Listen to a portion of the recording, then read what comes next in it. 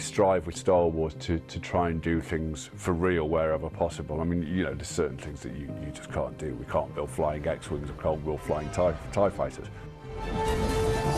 And the same as you can't make real droids, you could make droid costumes for people, you know. So in the case of, say, in Solo, L3, she is a practical costume that was worn by Phoebe Waller-Bridge, but part of that was Phoebe wearing a green body stocking inside, and then the inside, you know, the working parts of L3 were replaced with CG. And I think that's the sort of the ultimate goal, is to try and always retain an element of reality, do something practically, but then use CG to fill in the bits that you can't do for real. Part of the problem with explosions and things like that is that if you shoot a miniature explosion, the scale of the gravity gives itself away. And we're trying to do an explosion that's the size of a mountain. And Rob had the idea, well, if we can't go big, how about we go absolutely tiny?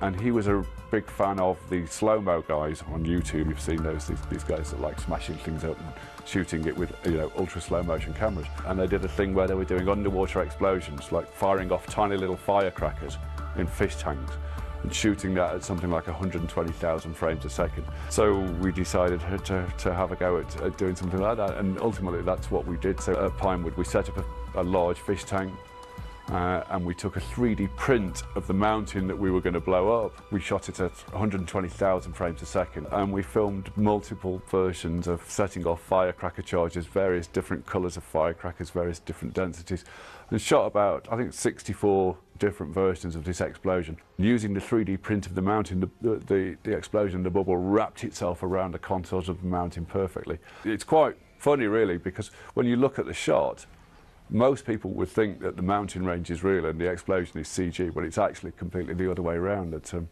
the explosion elements are absolutely real, and the mountains are all CG. When do you know how to fly? 190 years old? You look great. Push it!